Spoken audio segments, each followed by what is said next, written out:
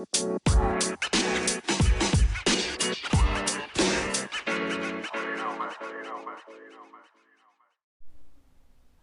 guys. Welcome back to the pod. Next couple pages of the Four Agreements. Just pages 29 and 30. So, the book goes on to kind of talk about, at the end of page 28, that, us as humans, that we are like musicians. We can have black magic, we can use spells, and this is pretty much what the author is talking about as far as the words that we use. They give this example on page 29, a couple examples about if a person is told that, there's something about them that looks as if they might be getting cancer, then it's possible in a year they might get a diagnosis of cancer. Or if someone grows up with the agreements that during our domestication period that, family or, people surrounding us kind of gave us, we can have those agreements about negative things about ourselves, such as being ugly or stupid or anything negative along those lines. And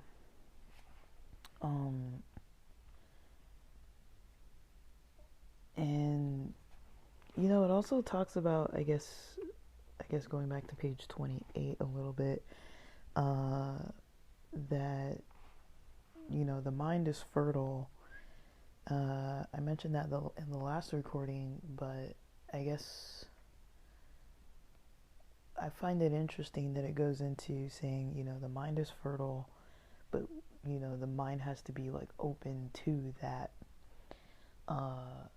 to what it is, to let it actually seep in, come in.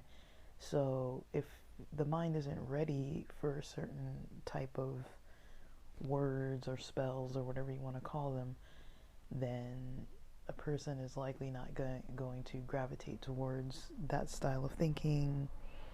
I can use I don't want to call it silly, but it's kind of like a more common example, right? Where people are like, oh, I want to learn a language. I want to learn to speak Italian. Or, oh, I want to learn, an instrument. I want to learn how to play piano or guitar. Or like, I want to learn, there's stuff that that people want to learn sometimes. And, like they say it, but they're not ready. And I don't want to say they as in I'm not part of that category, because I am. But, I was looking at something the other day. Don't remember where I saw it. I've been all in the internet for like a couple days, just kind of like online for probably too long, in all honesty. But yeah, I was online and I saw this,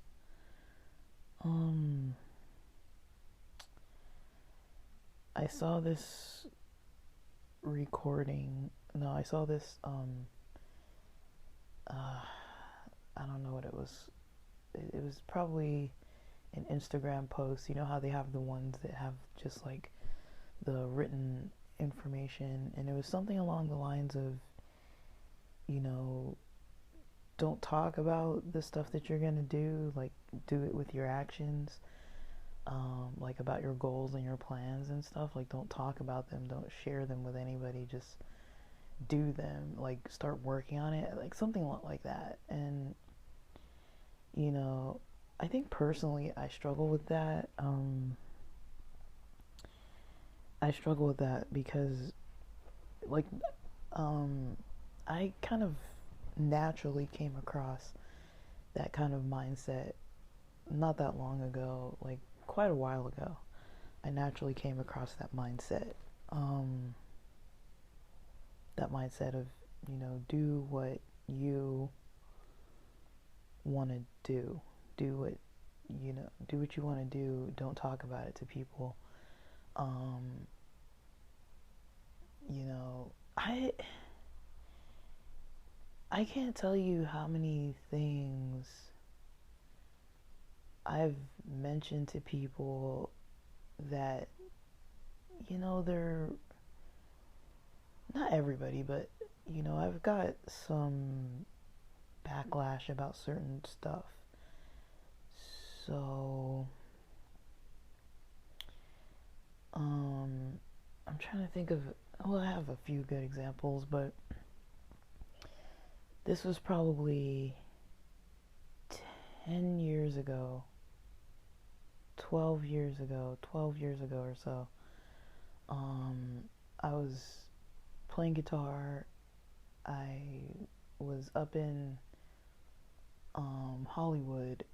I went to school like near downtown for a period of time, and then was mingling at this church in Hollywood, and I realized that they had some kind of an event. I don't remember how I learned about it, but I think it was because I had gone to the service a couple times here or there, and so I learned about this thing that they had during the week. Let's call it a Thursday. I know it wasn't a Friday. I think it was like a Thursday or Wednesday where they had some kind of jam session. And so I invite my friend. My friend invites his dad who plays guitar. And our impression was like, okay, we're going to go and jam and just everybody jam and learn how to jam and play along. So, like, because I got, I'm not, I'll put it this way. I don't know. This is going to sound negative. I don't think I have a very natural talent for music. Like, I somewhat do. I'm really good with, like, in my mind, I can understand beats and rhythm very well. Like, even, like, overlaying different things with different types of patterns where it sounds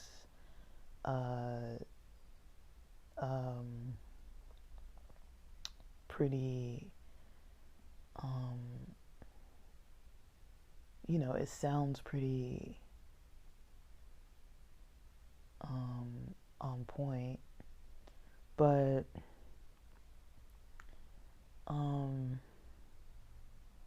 kind of like if you've listened to songs like Communion and The Oracle by Symphony X, that's a song I like. I was listening to that last night, and it's got a lot of different, piano, guitar, bass, drums, strings,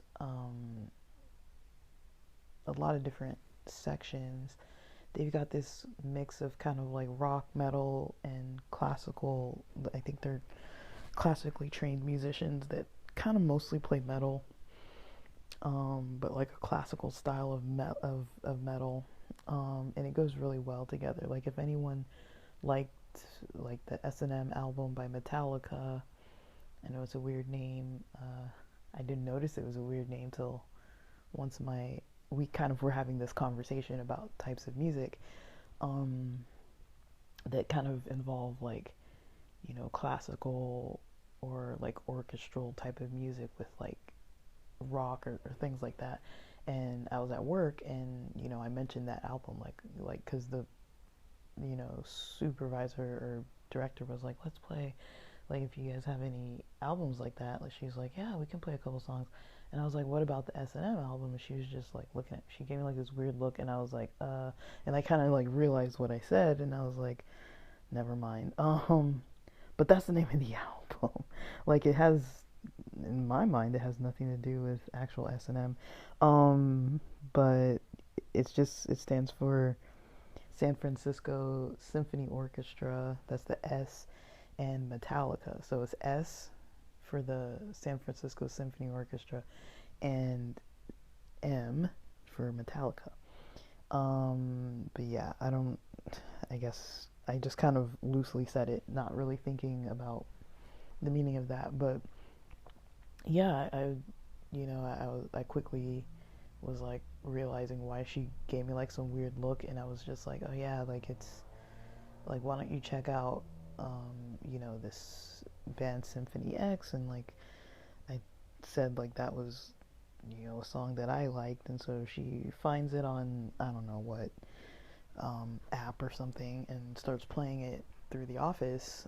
It's a small office, but yeah, everyone was like, oh, this is a nice song, and like um but yeah, I kind of understand that type of music. Like when I think about music, writing music, usually that's kind of in my mind, like how it goes. And for me, a game changer has been, dabbling with computer music, like music on computers, through software, because I guess I lack lately. I've lacked kind of the discipline to actually practice my instruments. And when I do, it's not like too often, like not as much as I used to practice at all. So, um, my motor memory is kind of not exactly where I would like it to be. And, I'm not like hard on myself about it, especially because I don't really play much. But like I used to play like at church and all kinds of stuff. And so I had more reasons to play because I was around more people and had more opportunities at my disposal to like play more often. Like I would usually have some type of performance with a group, um, like 2 times a month, like maybe, so I at least had about 2 practices a month that involved me practicing with other people. Um, and that worked for me. I did that for years. It worked well for me. And it was something that I enjoyed. It's probably one of the things I miss almost the most, um, about that I grew up in church, is stuff like that where you're kind of like eating together or doing like missions, even like small missions where you're like actually like feeding the homeless and doing like productive stuff, or playing music and helping people who want to worship to kind of get you know in some kind of mindset, um, to kind of like lift help them lift their spirits. Like music is really helpful, and so yeah, I really liked that. I was really into that a lot of the time when I was kind of growing up, and especially during college and everything, and late years of high school. And so yeah, I really was pretty interested in that type of thing. But I guess what happened, you know, I used to use this software that was called Propellerhead. It was by Propellerhead. I think it was from some country in like Sweden or something, some place in like Sweden. I think it was like propellerhead.se was the website. And then they changed it to Reason Studios. But Reason and then Record. Those were two of the software packages you could get. Record was good because you could plug in your guitar, and then Reason. I came across Reason. Uh, One of my friends had it, and I think he told me about it or let me use it or something. And I was like, this is some powerful software, and I geeked the f out on that thing. Um, I loved it, and this weekend I'm gonna get back into playing more, but at least on my computer. But yeah, I was like so, you know, um, you know, I wouldn't call it uninspired, but I was very inspired back in the day. But now, it just other things kind of took uh priority. And it's a big part of myself that I've kind of honestly lost in the last like decade or so, just being so like involved in music as far as playing it and doing it with other people. Now I've definitely gotten more into like dancing and going out and, clubs, bars, DJs, raves, festivals, like other kinds of concerts. I've done a lot of that in the past couple years, more than ever in my life. And so, I'm still very involved, but, there's a lot of stuff that kind of comes with the culture that I don't know. I don't really know what to really say with it, but yeah. So something that happened when I was trying to, get involved with that music group in Hollywood. Like they weren't like a group, but that church had a lot of, you know, artsy people. There were a lot of people into film, a lot of people into acting, a lot of people into, every different aspect of like the entertainment industry. Like that's normal. In LA, that's normal to find people who are musical, artistic.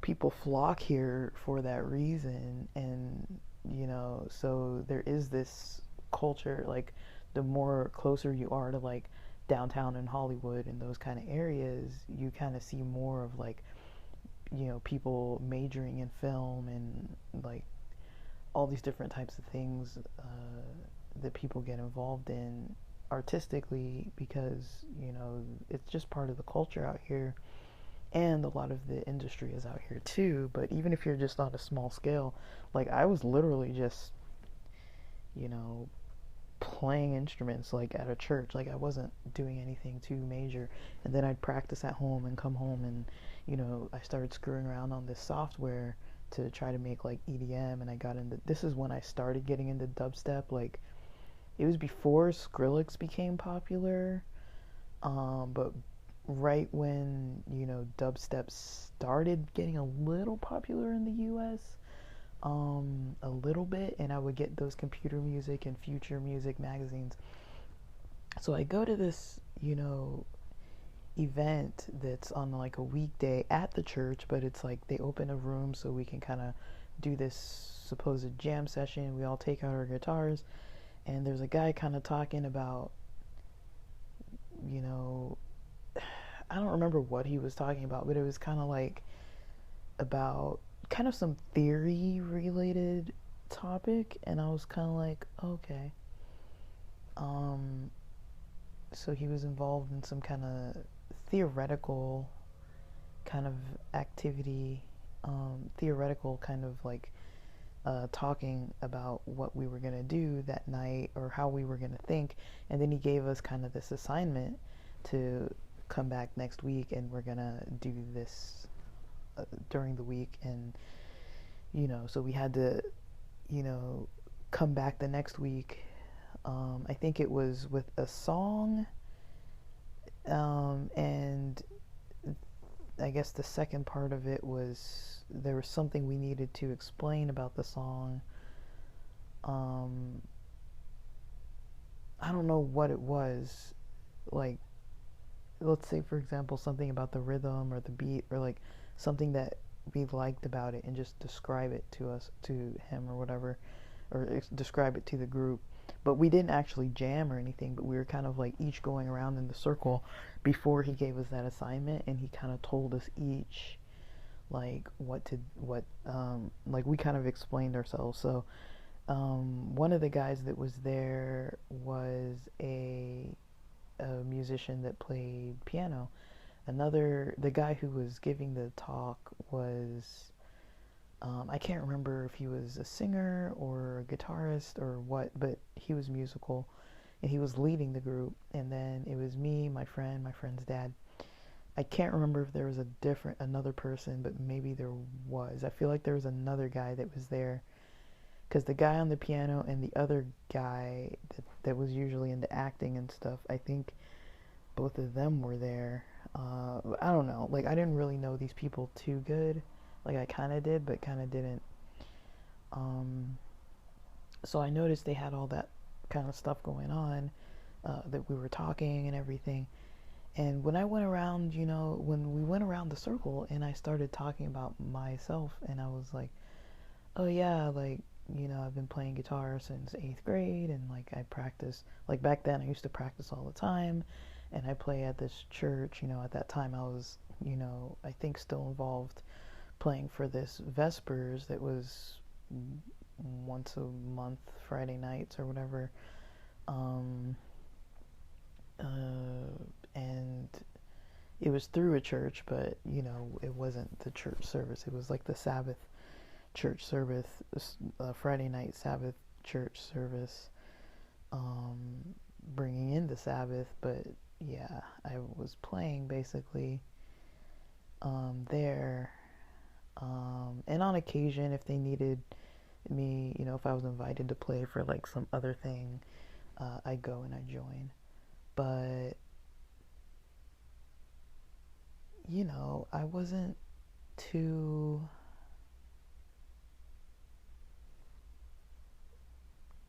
clear on,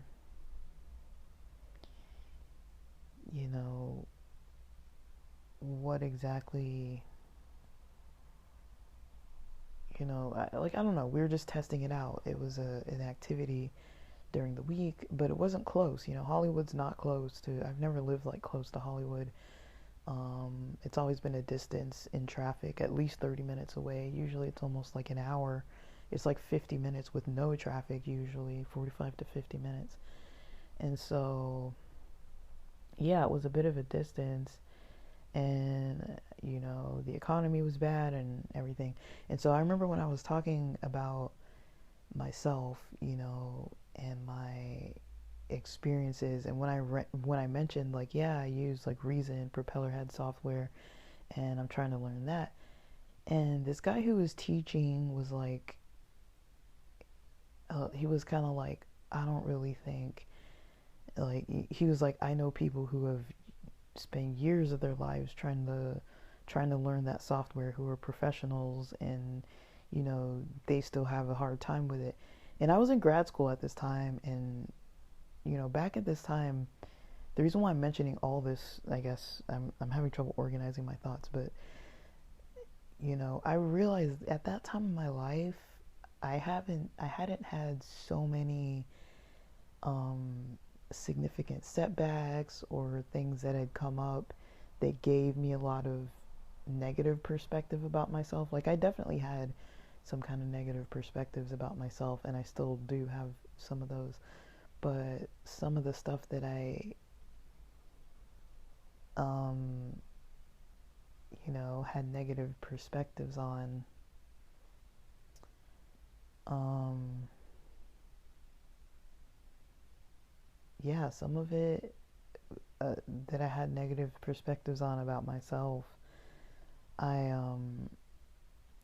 that grew over time. And, when I was sitting in that, uh, that, activity, and this guy said that, I was just like, wow, like, in my head, I was like, how dare he say that? Like, that's BS. Like, I can do anything I want if I just sit and I study and I learn it. And I had learned a lot at that point, and I had made some tunes at that point.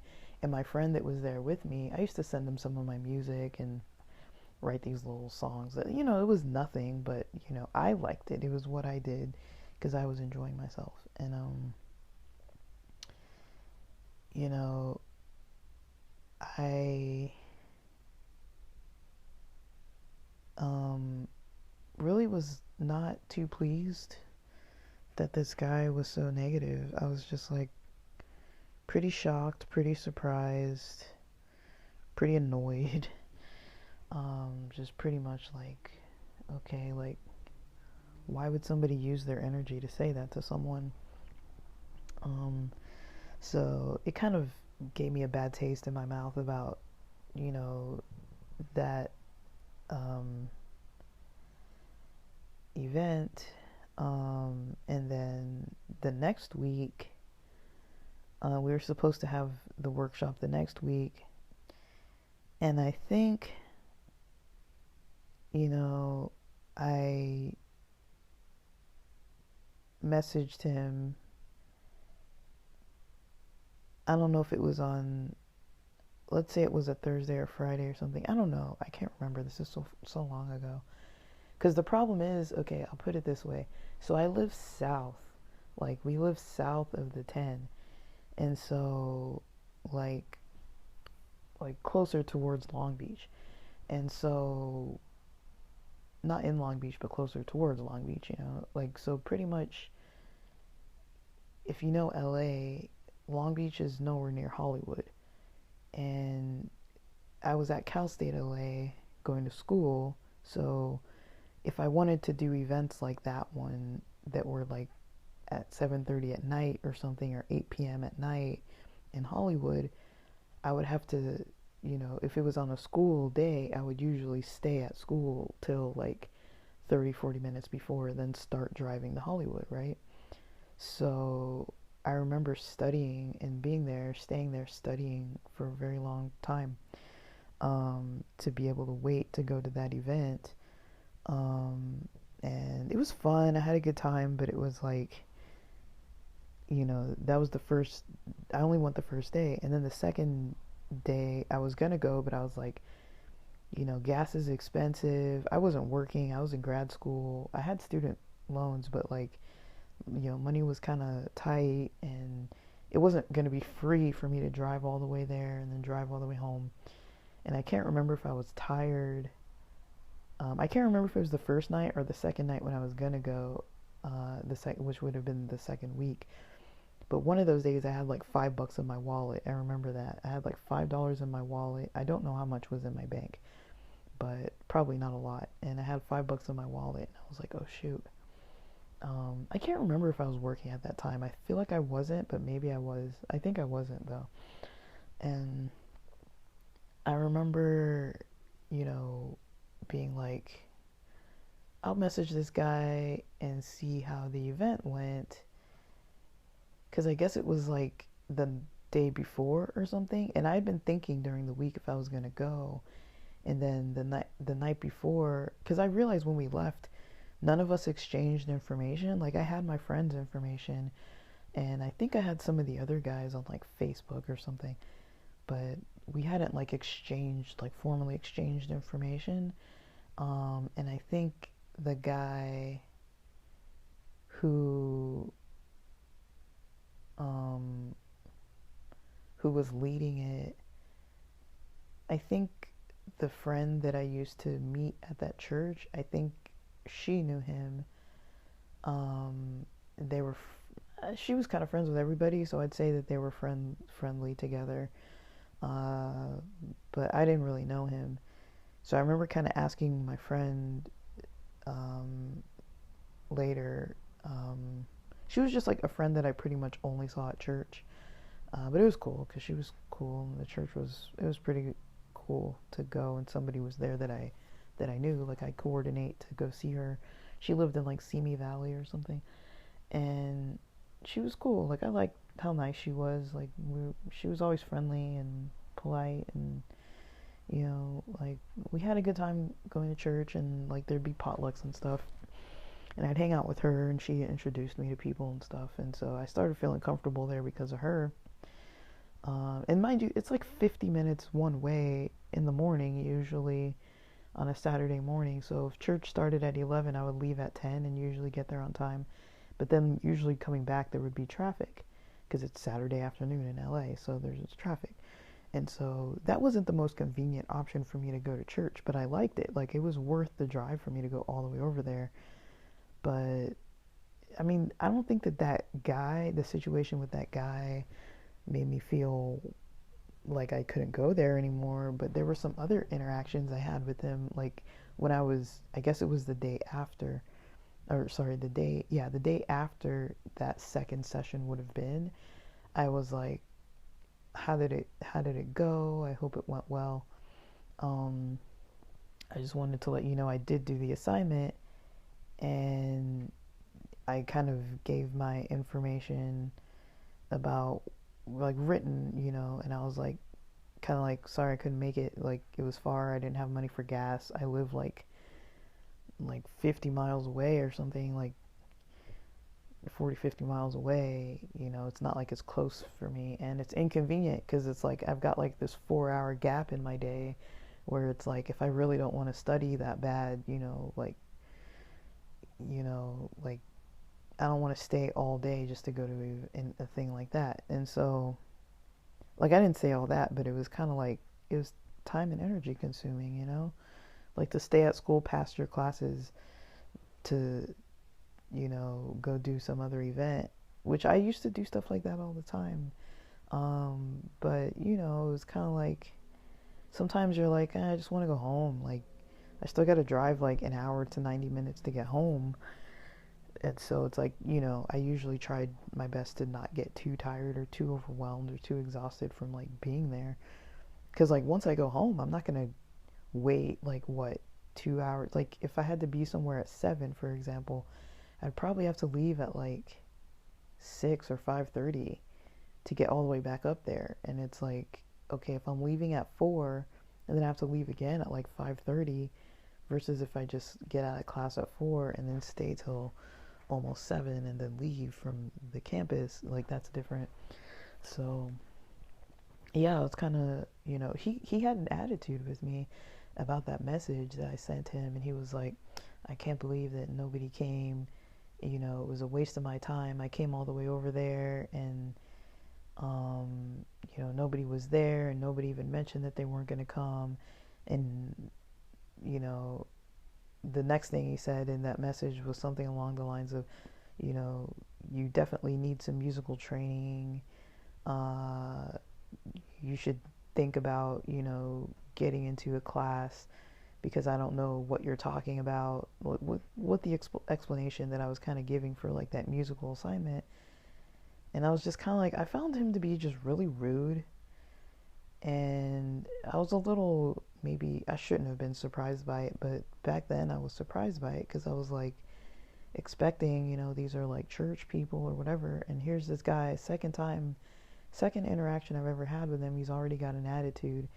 And I remember, let's say some months or weeks after that, I went back to the church and, he was there and, they do this greeting. And I remember seeing him and, we were like, I was going like down the aisle and he was kind of coming up the aisle. Because we were shaking different people's hands, like depending on what side of the seats and stuff. So, I was like, let me just get up out of my seat and like go a little, like a few pews down or whatever.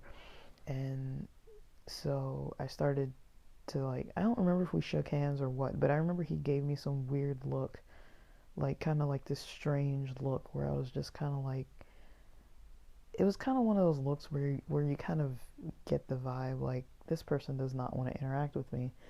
And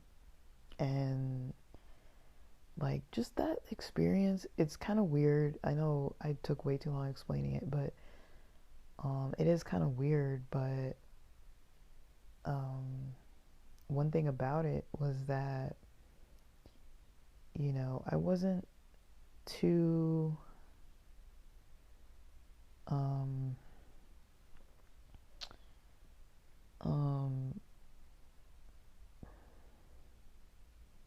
like I guess I did kind of have my feelings hurt, but I didn't really believe him, if that makes sense, when he was telling me like, oh, you can't do you might never learn Reason or like the software, or you might, like you definitely need some kind of musical training kind of thing. I'm just thinking like, dude, I've been playing music for like ages by that point, and I'm not trying to become a professional musician, like it was a hobby. I don't think you have to go about hobbies, in a very strategic, very theoretical way. Like you can, but I actually did get musical training, some, like, not like a lot of those people. Like, a lot of those people were like professional musicians, And so I'm just thinking, like, okay, he's kind of like holding me to some weird thing. And it's like, I just came here to like screw around. I thought we were just gonna all bring out our guitars and just jam and just figure it out. Like, I wasn't trying to do all this theory for multiple weeks in a row. It's like, I wasn't trying to do all that. So, I was like, I'm not gonna argue with this guy about this kind of stuff, but like, I feel like he kind of had his own issues going on, and maybe he wasn't really fully doing it to be, creating like a community casual environment. Like, he kind of had some other issues going on with that where he didn't have a lot of patience. And I was kind of like, I was understanding that he drove all the way over there where nobody communicated, but um, I feel like I did communicate. I feel like I asked my friend to tell him that I couldn't make it, or that I messaged somebody and asked them to tell that guy that I can't make it. I feel like that's what I did. I don't know if I thought about it or did it. But anyways, I mean, the guy decided to be pretty hurtful. Like, he wasn't the easiest to be around. And because that second week my friend didn't want to go, I was like a lot less motivated to go, because I was like, what was cool to hang out with him, but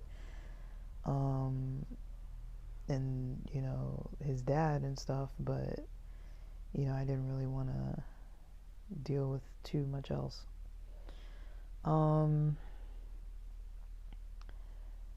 So yeah, I kind of liked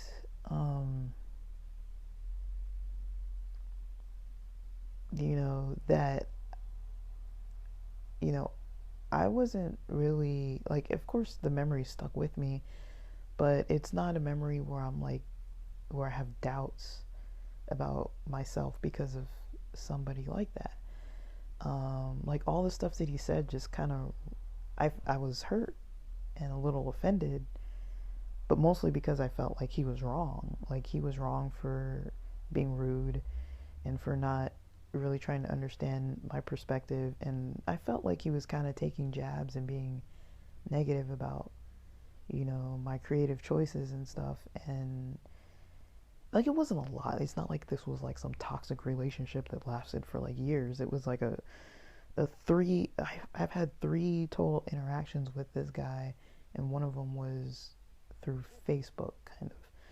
So yeah, but none of them were good. None of them were good interactions, and I'm like, wow.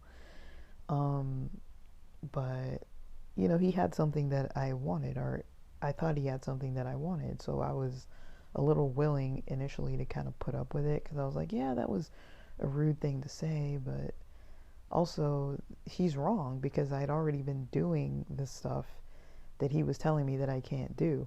I mean, I wasn't even getting trained by, you know, like, I was getting training through, I would get Computer Music magazine from like Barnes and Noble or something, or Borders. I don't know if Borders was around then, but Barnes and Noble. And it always came with the CD. Back then, it came with like a CD-ROM attached to it, and I still have a small stack of those CD-ROMs. And it came with these CD-ROMs attached onto it, and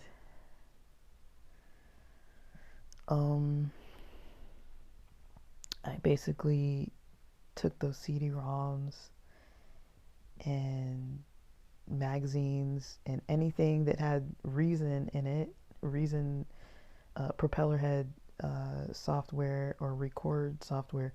I learned the little tutorials, and these were professional musicians, usually from the UK, but professional musicians who did all their own like music and stuff, all the mastering, everything on computers, using mostly like a keyboard with the MIDI cable.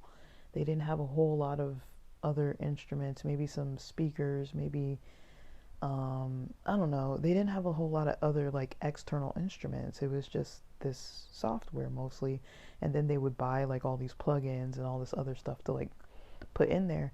So I didn't spend a whole lot of extra money on that stuff, but what I did was I kept, you know, I kept I kept learning from the stuff that they would talk about. And I did this for a few years, and I actually learned the software good enough that I could use it without like anything. And so, for that person to say something like that, I was like, wow, like he doesn't know what he's talking about. Because I was just thinking in my head, I was like, well, if I wasn't in grad school studying a whole completely other thing, and I was doing this while I was in grad school with a full caseload, working on a thesis, and not even living anywhere near school, still volunteering at the church and doing all these other, like, I don't know how I had that much energy back then. Like, and that's something that I kind of tell myself now is like, my energy's low. And, that I need to like protect my energy and rest more. And I've kind of noticed that narrative a lot more than the narrative I used to previously have, which was like plow through everything. I got this. I can do any of this. Like all it takes is sitting and doing it. But, I did get in a time period where I didn't really balance out my life enough to where I could sustain that when I was at my most stressed, and, my health started getting affected and everything. So, and I never even went to the doctor or psychiatrist for any of that stuff back then. Like, I just was like, whatever. I'm not proud of it. I'm not saying I would recommend that or that that's good. It's not good to do. But yeah, like, I would say the power of words is, you know, it is important. It's very important to pay attention to. Um, you know, um, what are some things that are, you know, um, what are some things that happen with the power of words? Um, so, with the power of words, you have, um,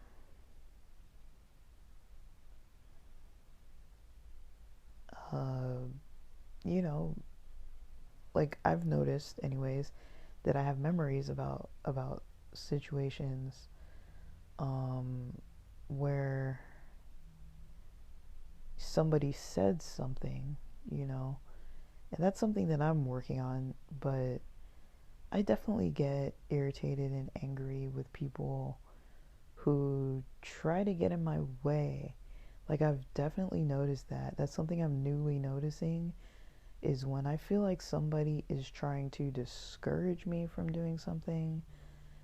Like, I'm in the process of selling my car, and not that long ago, my folks were kind of on my case about it, thinking that, they were saying, like, you're asking too low of a price, and, like, I could tell there was, like, disappointment in my dad's voice, and, like, then they started, like, grilling me about all this other stuff, and I'm just like, what on earth? I was pretty upset about it for, like, 2 days or so. I was just like, they have no right to tell me what to do with my car, and to be overstepping and, like, trying to get in my business and asking me, like, 100,000 questions. It's like, I didn't invite you into this. Like, you were being nosy, asking me what I was doing, and then I kind of regretted that I had told them, because I am pretty careful with what I say to certain people, parents, certain people. I don't really spend too much time being open with people that I notice are too negative. Um, that's something that I really try to cut out, is if I notice that somebody's being negative, I'll usually give it quite a lot of chances. But once I notice it and I'm like, these ideas that these people have get stuck in my head, like, I don't need that, Like, I've got this friend that is so negative about, you know, everybody and everything and humans in general.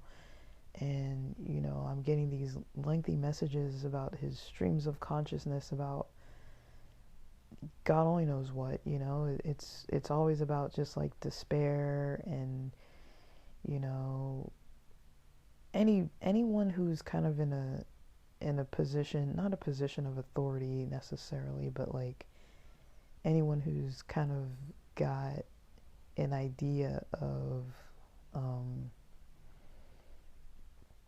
you know, not necessarily, I don't know what to call it, not that they're trying to control, but, any like psychiatrists, doctors, teachers, bosses, um, he's got issues with all these types of people, and seems to almost have a prejudice against people um, who work in psychology, or people who go to school and get degrees, or people who work their way up the ladder and become a boss. Now, I know he's had negative experiences with people, but I'm like, at the same time, I'm like, not all those people are bad. Not all those people mean bad. Like, I've definitely had plenty of experiences with bosses that were great. I've had plenty of experiences with, professors that were great. Like, some people love to teach, and I've luckily come across in my life so many people who love to teach, and I love to learn. So I was like, I've had so many experiences with people who are so great, you know, um, and you know, I've also had so many experiences with people who were dicks. I've had a lot of bosses with narcissistic traits, and professors with narcissistic traits. Like, oh my gosh, I've told this story before, but and then I'll wrap up. But basically, I'll keep it short. That I used to have a professor. We used to call her Dr. D. Um, and she's famous now. She did this show called Thintervention, like intervention, but for like weight. So they called it Thintervention. And her name's Dr. Ramani Durvasula.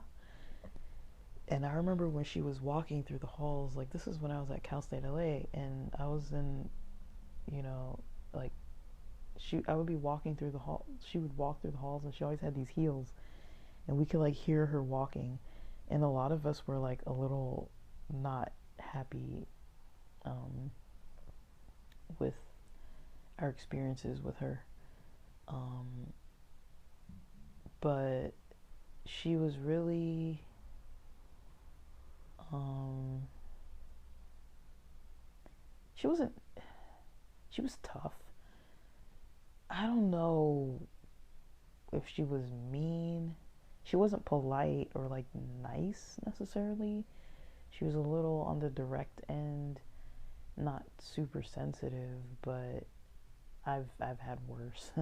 But she was probably the first professor, at a university that I came across that I was just like, wow, like something's up with her, like something was like, because it's not even like a popularity contest, or like, like a lot of the people I tend to associate with do tend to kind of have a very lenient and tolerant kind of perspective of others. Like, they're not like usually like, I hate everybody, I hate this person, let me go talk crap about that person. Like, there's always going to be a little bit of politics like that, in cohorts, in workspaces, in classrooms, whatever. There's always going to be that unpopular professor or whatever. But I don't usually buy into that kind of thing. I kind of try to look at a more well-rounded idea of people. So even if it's bosses or supervisors or teachers or whatever, I've always tried to form my own opinions. But it's always interesting when I have my own opinion and then other people, I start seeing that they have those same opinions too. Because usually I'll latch on to it, and like I'll catch it and I'll be like, wow, this person has an intense personality. And it's kind of funny because I listened to this YouTube channel called Cults to Consciousness, and I think the lady who is usually speaking, her name is I don't know how to pronounce it. It's like Shalise Ann Sola or something like that. And she mentioned this week about getting Dr. Durvasula on there, and I was like, I don't know if that's her last name anymore or what, but I know her first name is Ramani, and I think they called her Dr. Ramani or something like that, and I was just like, oh no, like she's still, because I guess she talks about narcissism, and that's something that I've noticed a lot is, when I'm not saying she's diagnosed with narcissism, with narcissistic personality disorder. Um, I kind of got that vibe, but then I came across other people in the psych world who I feel like were way worse. Um, like she was direct and everything, but I don't know if she was like bad. You know what I mean? Like I don't know if she was like taking advantage of students or anything. Um, I just know that we all had the same, like when one of my friends mentioned, like when I hear her heels coming down the hallway, like I feel like a little like anxiety, and I was like, yeah, me too. Like everybody was kind of like, you could hear her walking around with those heels, and it was kind of interesting. But yeah, I've noticed in the psych field and higher ups and bosses in general, a lot of times can have traits of narcissism. And one thing I've noticed with people with narcissistic traits is that they gaslight a lot and they lie about a lot of stuff, and they almost never admit their faults or acknowledge their faults, and they try to take advantage of people, um, trying to get their way, doing what they want to do, to get their way.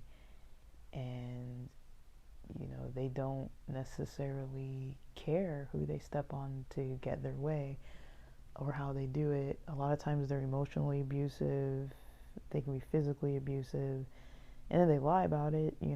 It's like that's just kind of how they are. And I've noticed a lot of them uh, are in the field of psychology or medicine, or professors, or positions where they're bosses and they have people under them, and then they practice this kind of negativity, that they just spread. It's really hard to explain, but I think I have an eye for it. Like I can spot those people very well, and I think it's because they kind of try to leech onto me. Um, I don't talk too much about my beliefs, but I believe that there is a lot of power and strength in compassion and authenticity and sensitivity. I don't believe that throwing your weight around shows that you're a powerful person. I think it actually shows that you're more insecure. Um, Now, I'm not talking about self defense, but I'm talking about someone who's always on the defensive and always offending people and always trying to get over on people. Those people, you know, have their own issues going on. And I've had bosses or directors lie about pay rates to me. I've had them lie about, what they were or weren't doing, or what they did or didn't say, or try to just get a reaction and a rise out of me. I used to have a supervisor that, you know, was fascinated by the fact that after one time that she chewed me out, and she could see that I was visibly upset by how she was treating me, and she was trying to make people cry. Now I definitely had tears welling up in my eyes, but she was trying to make me cry, but I didn't necessarily. And then the next week she had that as a lesson. This is like about people being able to cry or whatever. And I'm just like, what the fuck kind of like fucked up kind of thing is that to do? And then I noticed she was doing that to other students and stuff. And I was just kind of like, that's fucking abusive. And she's crazy. Like, and, you know, she would say things, just negative things, like, you're not good at this, you don't really know what you're doing. And I was thinking, like, well, if I'm not good at this, then fire my ass. Like, I can't be that bad. I'm making money for this company. I have, a lot, like, And everyone after that was so shocked and surprised with how good I was at my job. Even when I left, everyone was like, please don't leave. Like, you're an asset to this company. Like, bosses were telling me, that they want me there and everything. And so I never understood, like when there were people like that, they were just always like, just trying to cut pretty deep with things and instill some idea that somebody can't do something. It's like, to me, I'm like, what the fuck are you trying to accomplish here?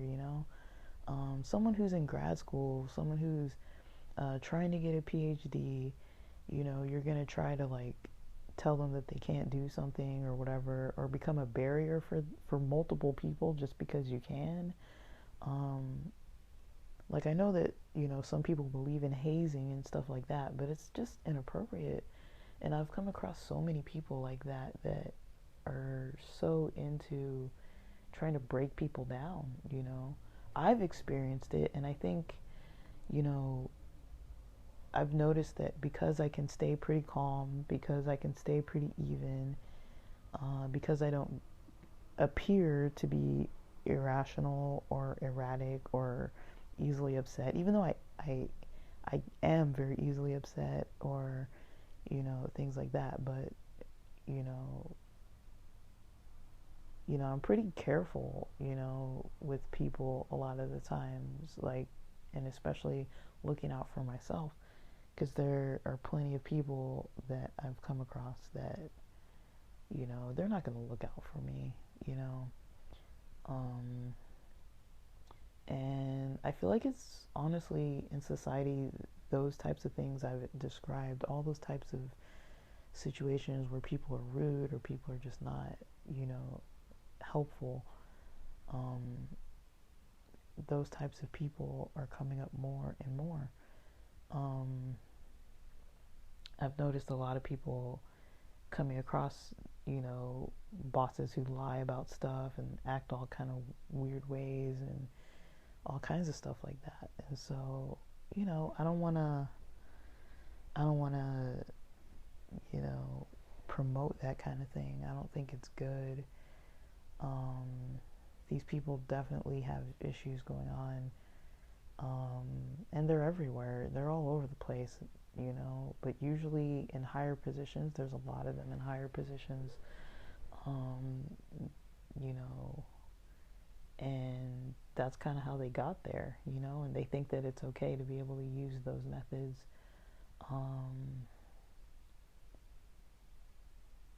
uh,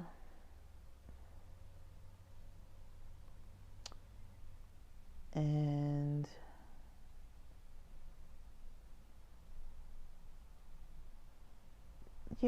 a lot of times they make it so it's your word versus theirs, and they can tell that you're not going to do anything, and, you know, I try not to be vindictive, but at the same time, I try to be pretty open and honest about stuff.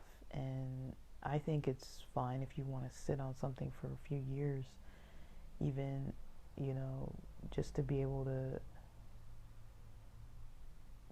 put some kind of warning to something. Um, for other people, I'm big into reviews. Um, if I am kind of in a situation where somebody is, acting out, I think it's appropriate to review. Yelp has a lot of places to review. There's different work sites or job career type sites like Glassdoor and other places where you can review your job, review your bosses. There used to be the site ratemyprofessor.com. I don't know if it's still. Let me look it up because I keep thinking about it and I don't even know if it exists. Rate my professor. Let's see. It's still there. Wow. This site is so old.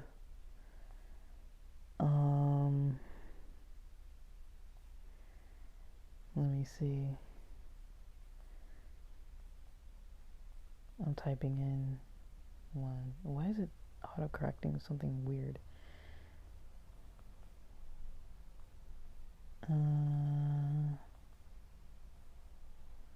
Let's see.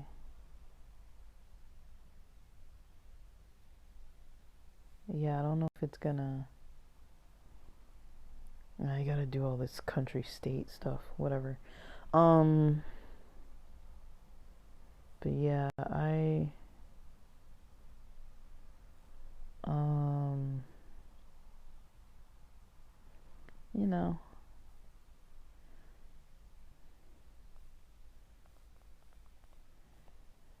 I'm, I'm basically, um, yeah, like it's something to look out for. Like the words that people say, the explanations that people give, it's definitely something to look out for. Um, don't take it in, you know. I'm living proof that if you want to learn something, you can do it. All it really takes, like what I've noticed, if you want to learn something, it doesn't really matter how much natural skill you have.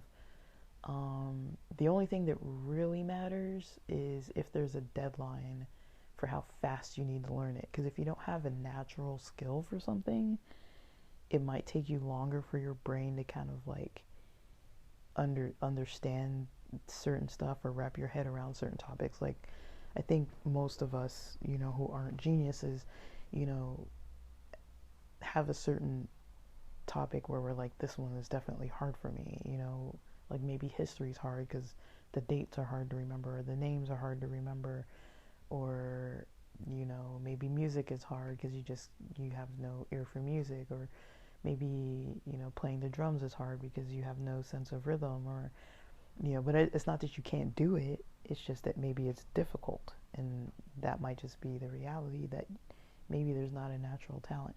But I am living proof that you can learn anything. um, Anything I've set my mind to learn, I have been able to learn it.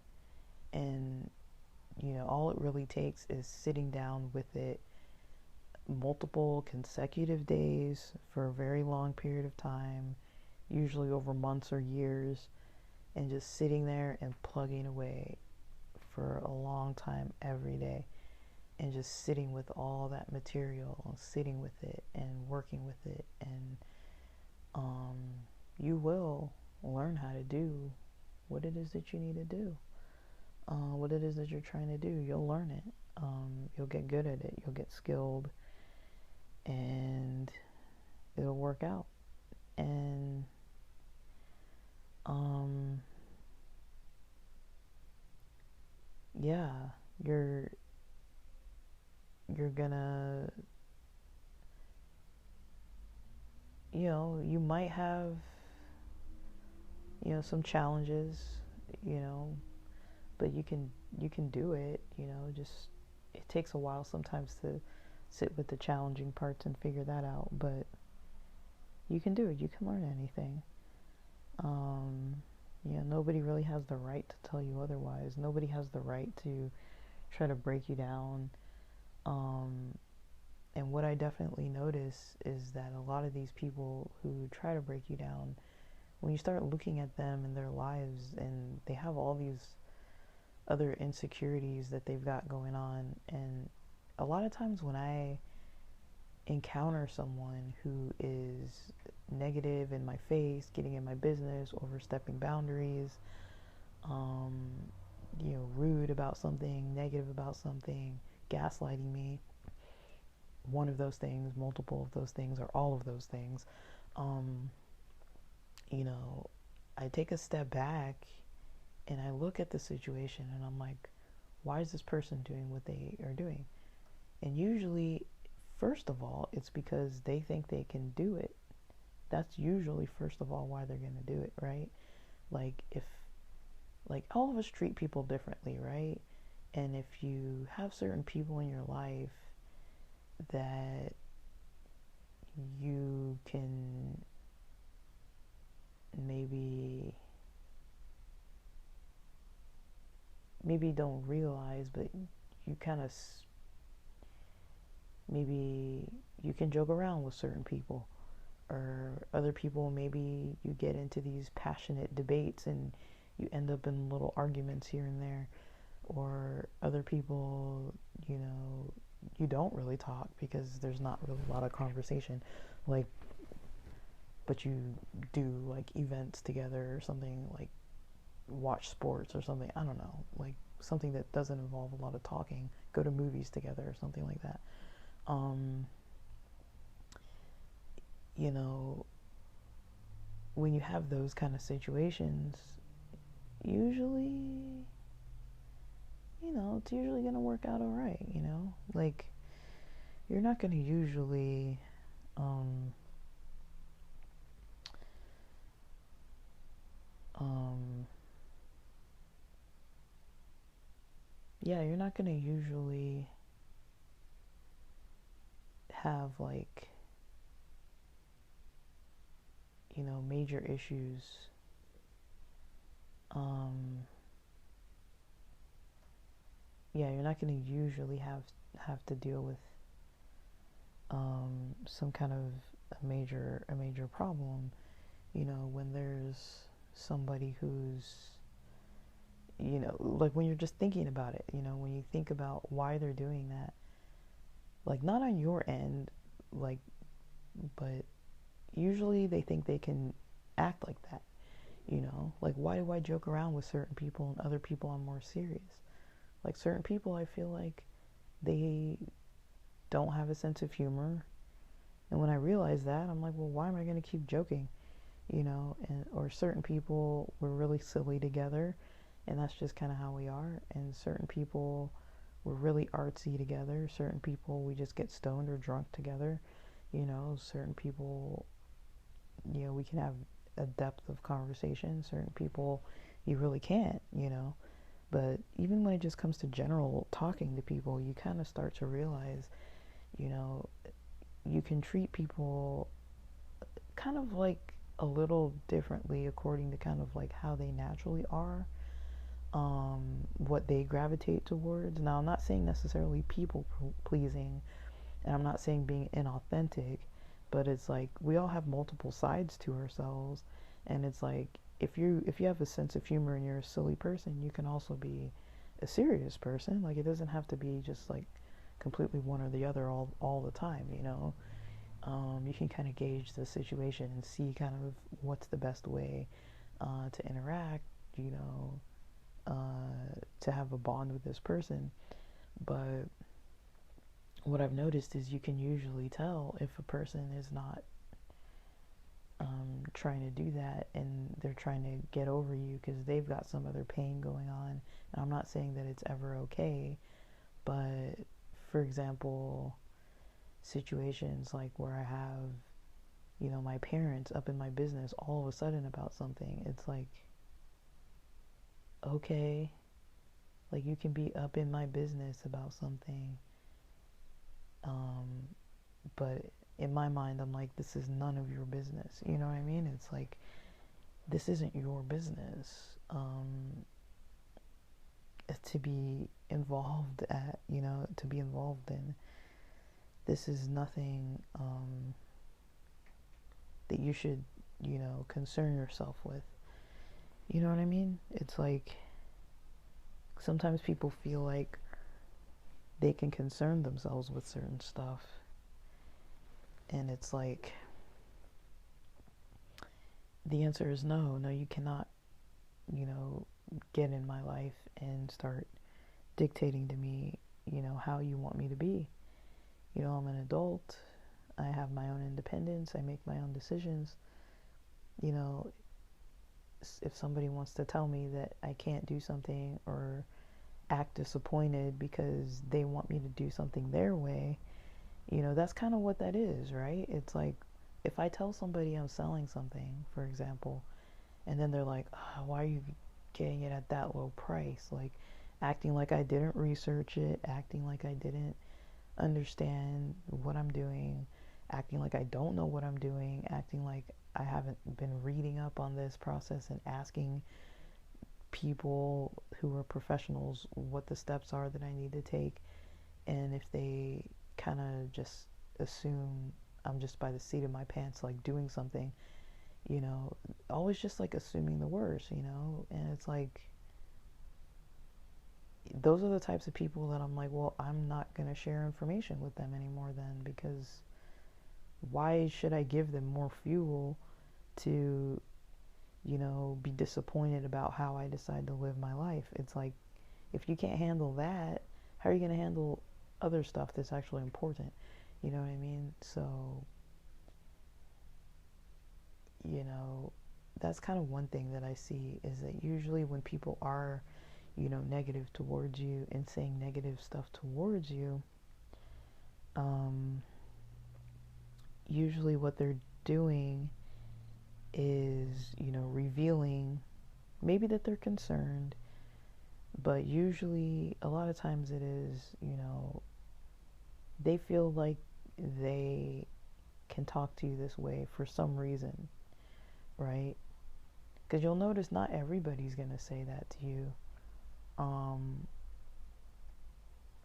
Not everybody thinks that it's their place to tell you what to do with certain stuff, right? And then other people think, oh, I can gaslight this person about this thing,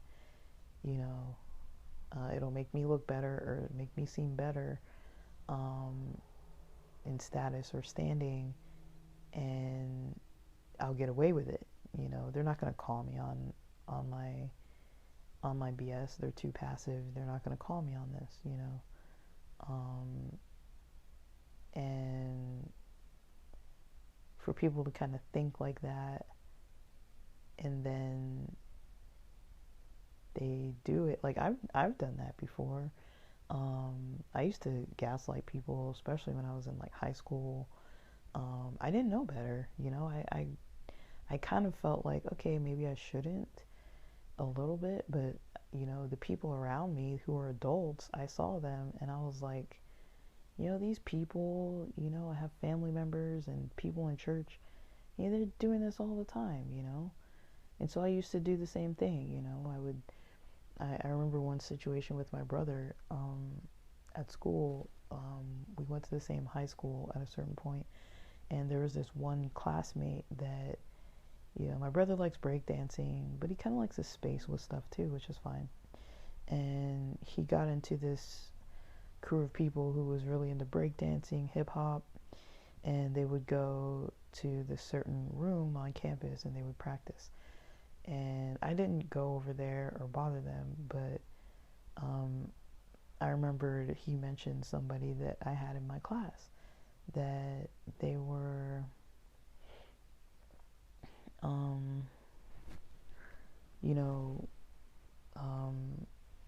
he mentioned somebody that was in one of my classes, because I was a senior at the time and my brother was a junior, and he mentioned somebody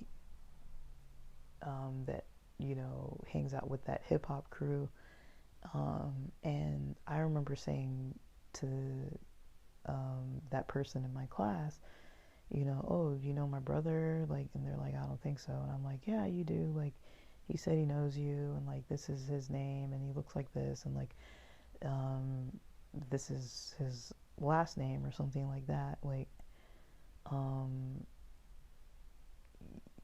because we have the same last name, and I guess he went to my brother and told my brother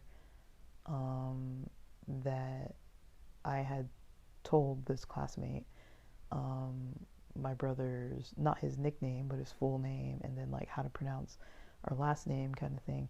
And it was kind of like, I don't know if people were teasing about it or just mentioning it because it's not like American and it doesn't sound like any other names you've ever heard.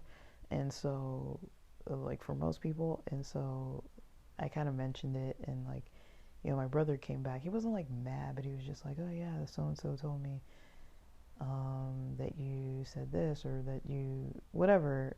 He kind of, I didn't think he was mad, but he just kind of came to me and said that, and I was like, no, I didn't, or whatever. And he was like, yeah, you did. He told me that you said that, you know? And I was just like, I didn't really have any response because I was just like, well, yeah, I did say that. And like, you know, like I wasn't trying to like embarrass my brother or whatever. I don't know what I was trying to do. I was just talking to somebody in class that, you know, like I don't know. I was struggling kind of socially at that school.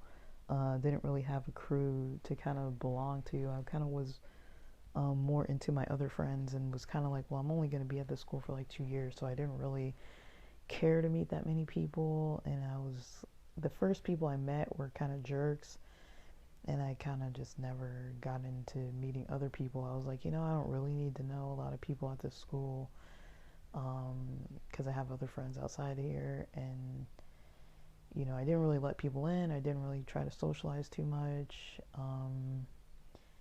but yeah, like I was probably pretty insecure about it. Like once my brother was going there, because he probably noticed like I was kind of doing my own thing, and he was kind of doing his own thing with his friends, but like I wasn't like super active with those people.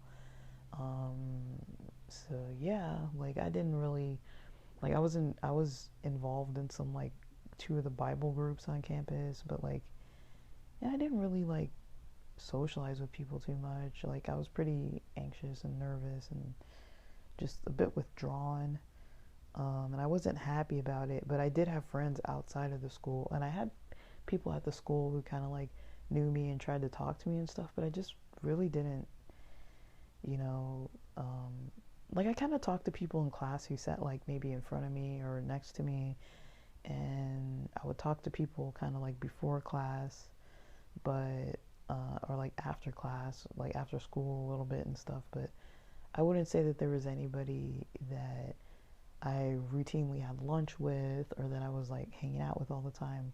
Like there was one person that I kind of had lunch with a lot, that I tried to talk to, and she didn't really talk much. And we were in one of the same clubs together.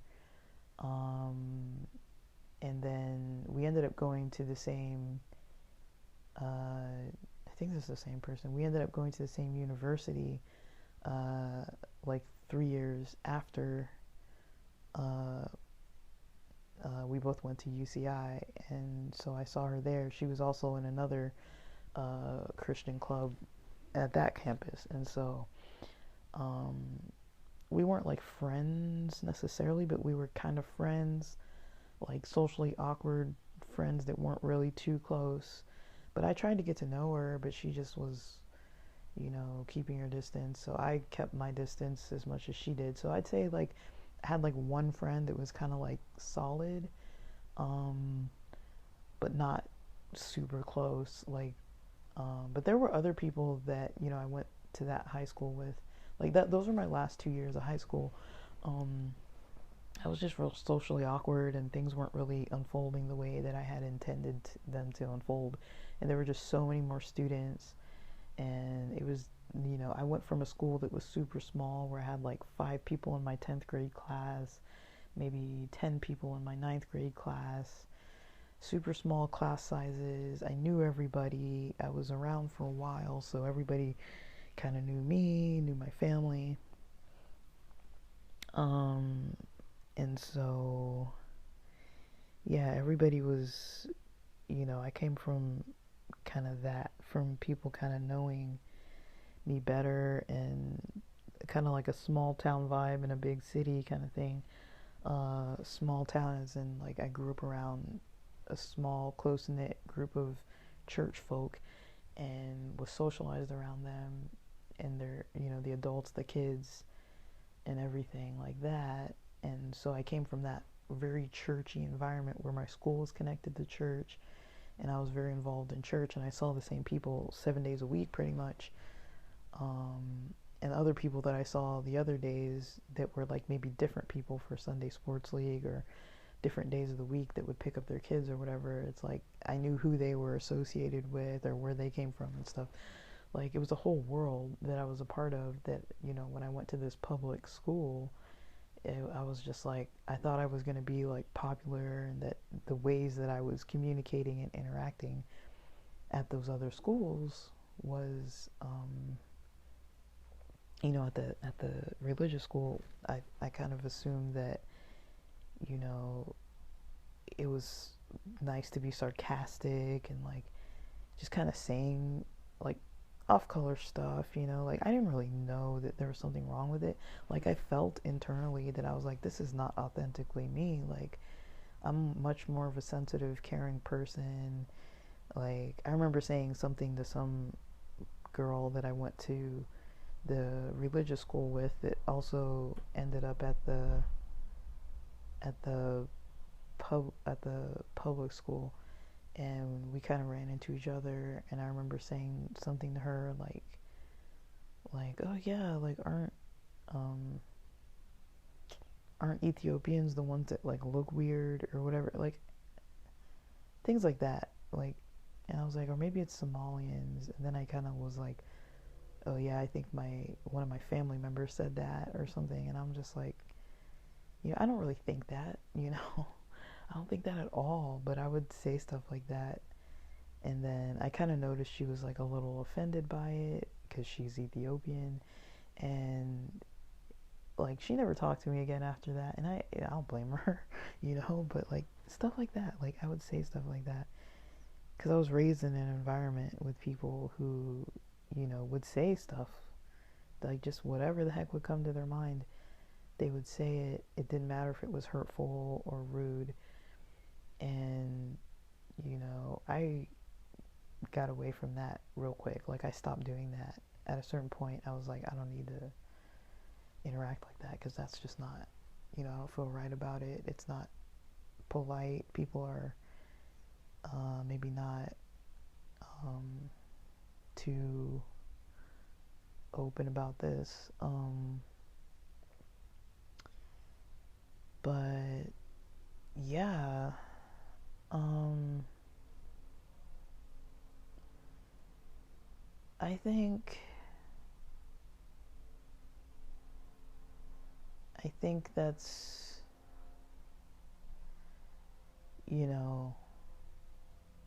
enough to really mention, but you know, I really do think that people,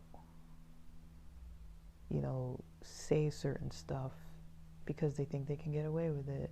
That's the first thing. The second thing I would say is that people, um, uh, like people can kind of pick up on your energy too. But it depends what kind of place they're in, how they're gonna respond.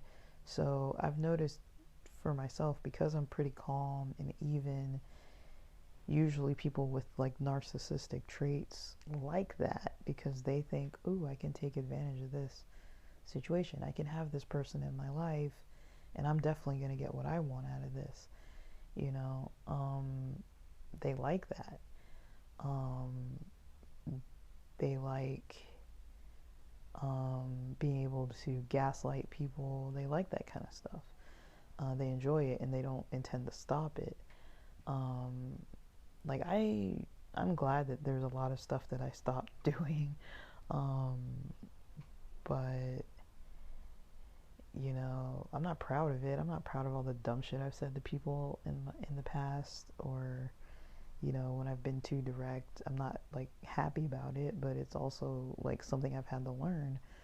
Uh, you know, but I do think when you're a pretty sensitive and calm person, um, other people see that and they take it different ways. Like some people like you more, they want you around, they enjoy your presence more. And then there's other people who are going to just keep on trying to get a rise out of you. And that makes it hard to be authentic, because if you have people who are kind of like, you don't really know what their intentions are, like usually for me, that's why it's best for me, for myself, to kind of keep to myself more for a while, like quite a few months, until I really get to know somebody. And then I'll be like, okay, like now I can kind of like be more of myself, you know, like more open about what I do and sharing about like what I do and stuff. So yeah, that's just kind of how I see it. But yeah, like ultimately, I don't really know. Um, but yeah, that's kind of how I see it. Um, and I'm taking a long time to talk about these types of stories and stuff because it's like, you know, I'm at fault of things too, but you know, I try not to be at a lot of recent fault.